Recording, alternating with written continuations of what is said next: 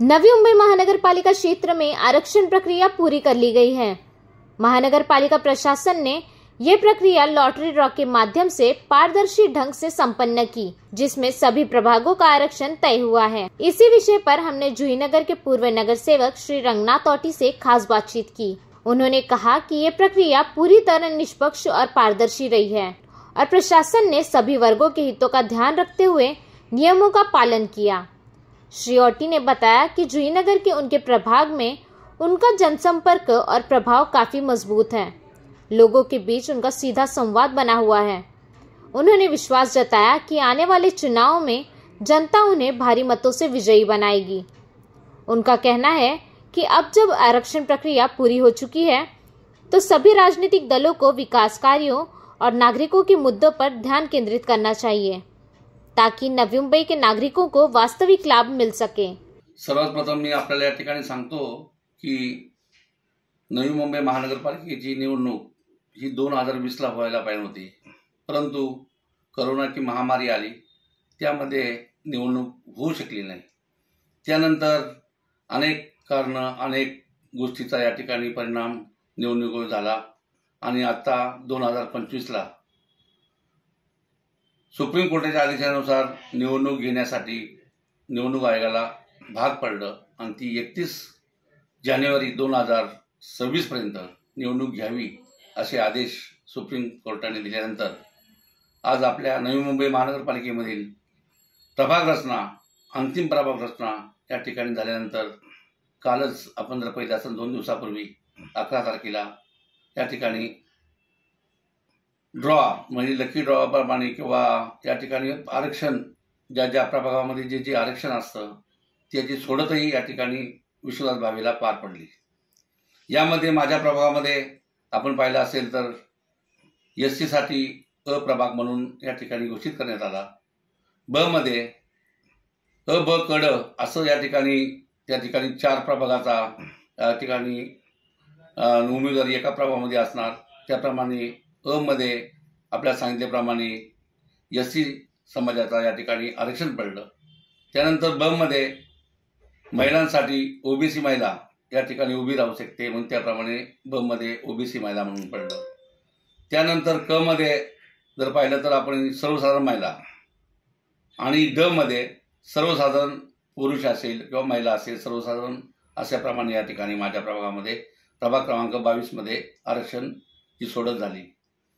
ही सोडत होत असताना आपण जर पाहिलं असेल तर निवडणूक आयोगाच्या नियमानुसार 50% लेडीज असावी, त्याप्रमाणे 50% लेडीजचं या ठिकाणी संभाव्य या ठिकाणी उल्लेख किंवा त्या ठिकाणी करण्यात आलेला आहे। त्याचप्रमाणे प्रभागामध्ये एससीची संख्या जास्त असल्यामुळे एससीचा एक प्रभाग या ठिकाणी राखीव करण्यात आला आहे, ते सुद्धा बरोबर झालेलं आहे।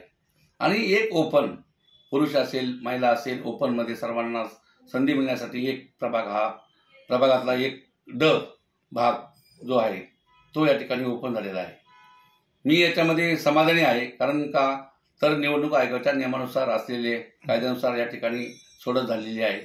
त्यामध्ये माझं कोणतंही ऑब्जेक्शन असणार नाही किंवा आमच्या नागरिकांचंही कोणतं ऑब्जेक्शन असणं योग्य नाही किंवा त्या ठिकाणी असणं कारण नाही।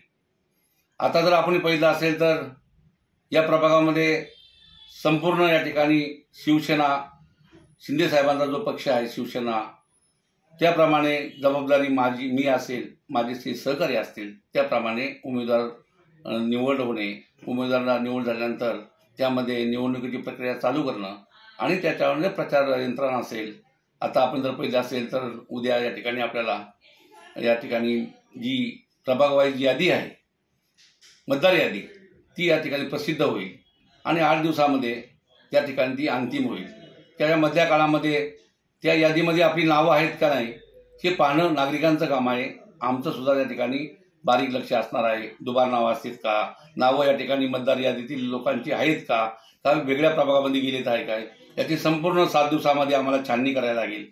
आणि जर नसेल नावं किंवा नावं दुबार असतील किंवा नावं बोगस असतील याचं ऑब्जेक्शन घेण्यासाठी आम्हाला 7 दिवसाचा कालावधी आहे। त्याप्रमाणे आमचे सर्व पदाधिकारी कार्यकर्ते आणि येथील नागरिकांच्या सहकार्याने आम्ही ती प्रक्रिया पूर्ण करू व एक सदोष आणि चांगल्या पद्धतीने या मतदार यादी होईल यासाठी आम्ही सहकार्य करू किंवा त्या ठिकाणी प्रयत्न करूया। आपण जर या ठिकाणी पाहिला असेल तर हा जुईनगर परिसर जो आहे तो जवळजवळ 75% या माझ्या प्रभागामध्ये येतो. सेक्टर 2, 4 आणि सानपाडामध्ये असलेला सेक्टर 9 आणि 10 याचा समावेश झालेला आहे. हा संपूर्ण परिसर बघितला तर या ठिकाणी अत्यंत चांगले लोक म्हणजेच मध्यमवर्गीय लोक या ठिकाणी बऱ्याचपैकी राहतात. आणि ओबीसी समाज असेल, एसटी समाज असेल, समाजवादी वर्गीकरण केलं तर तेही बऱ्याच प्रमाणामध्ये या ठिकाणी राहताना दिसून येत आहे. मी स्वतः असेल, माझी मिसेस शशिकला आवटे असेल, आम्ही गेली अनेक वर्ष 2000 सालापासून तर आता 2025 पर्यंत या प्रभागामधील जवळजवळ 80% 90% लोकांच्या नागरिकांच्या समस्या सोडवण्याचं काम, नंतर महानगरपालिकेच्या माध्यमातून नगरसेवक या नात्याने अधिकाऱ्याने नवी मुंबई महानगरपालिकेच्या माध्यमातून विकास कामे असतील तीही मोठ्या प्रमाणात या ठिकाणी केलेली आहे. आणि एवढीच कामं करून न थांबता सामाजिक कामं असतील, धार्मिक कामं असतील, त्यामध्ये अतिशय चांगल्या पद्धतीनं आम्ही काम करण्याचा प्रयत्न केला आहे. त्यामुळे घराघरामध्ये रंगनाथ आवटी असेल, शशिकला आवटी असेल, हा घराघरामध्ये लहान लहान मुलांमध्ये तर ज्येष्ठांपर्यंत सर्वांचे अतिशय चांगले संबंध, त्यांचे सुखदुःखात जाणं, त्यांना त्या ठिकाणी जी मदत लागेल ते करण्याचं काम गेली अनेक वर्षापासून म्हणजे 20 वर्षापासून आम्ही करीत आहे. त्यामुळे निवडणुकीला सामोरं जाणं आम्हाला अवघड नाही किंवा निवडणुकीची वेगळी तयारी करायची आम्हाला काही गरज नाही. आम्ही त्या ठिकाणी लोकांना केलेली कामं असतील, त्या ठिकाणी केलेलं सहकार्य असेल, त्याचा त्या ठिकाणी परतफेड त्यांनी होऊ शकत नाही, परंतु त्यांनी पुन्हा एकदा आम्हाला संधी देऊन त्यांची पुढे भविष्यामध्ये जी कामं असतील, वैयक्तिक कामं असतील, सोसायटी अंतर्गत कामं असतील, विकास कामं असतील, धार्मिक कामं असतील, या सर्वांबरोबर आपल्या हक्काचा नगरसेवक असावा या उद्देशाने त्यांच्याकडून मतदान करण्याची प्रक्रिया जी आहे ती करण्यासाठी आम्ही लोकांना या ठिकाणी संबोधना किंवा त्या ठिकाणी प्रचार यंत्रणा चालू करणार आहे. ही प्रचार यंत्रणा चालू केल्यानंतर मला वाटतंय का प्रत्येक घरामध्ये आम्ही जेव्हा पोहोचलेलो आहे, आमची कामं जर चांगली असतील तर आम्हाला त्या ठिकाणी लोक 100% मतदान करतील. आणि या ठिकाणी शिंदे साहेब ज्यांनी त्याकडे माझ्यावर विश्वास टाकलेला आहे, या प्रभागाचं नेतृत्व करायची संधी मला दिलेली आहे. आणि मला एकट्यालाच नव्हे तर 4ही उमेदवार निवडून आणण्याची जबाबदारी माझ्यावर जी दिलेली आहे ती पार करण्यासाठी मला त्या ठिकाणी शिंदे साहेबांच्या मार्फत झालेली कामं, राज्य शासनातून मार्फत झालेली कामं, महाविकास युतीच्या मार्फत झालेली कामं असतील राज्य शासनाकडून, आणि महानगरपालिकेच्या माध्यमातून माझ्या मार्फत झालेली कामं असतील, आणि धार्मिक, सामाजिक आणि संपादिक जी कामं आहेत, हे सर्वांचा मोठा पाडा या ठिकाणी वाचला तर त्या ठिकाणी त्याचा अहवाल जर काढला, त्या ठिकाणी लोकांना त्या ठिकाणी प्रत्यक्ष पाहिलेलं आहे. ही सर्व गोष्टी जर पाहिलं तर या ठिकाणी आम्हाला निवडून येण्यासाठी अतिशय सोपं आणि चांगलं काम आहे. आणि ते नक्की 100% पुढील काळामध्ये होईल असं मला वाटतं. तरी सुद्धा विरोधकाला कोणालाही कमी न समजता त्यांना सुद्धा त्यांची कामं केलेली असतील ते जनतेपुढे मागतील.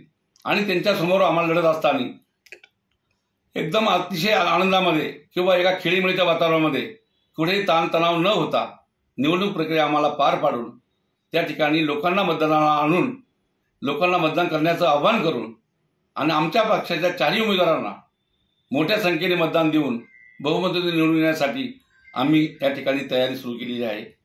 लवकरच त्यामध्ये ती तयारीमध्ये प्रत्येक सोसायटी वाईज असेल, प्रत्येक त्या ठिकाणी प्रभाग वाईज असेल, त्या ठिकाणी उमेदवार आपली कामं करणार आहेत.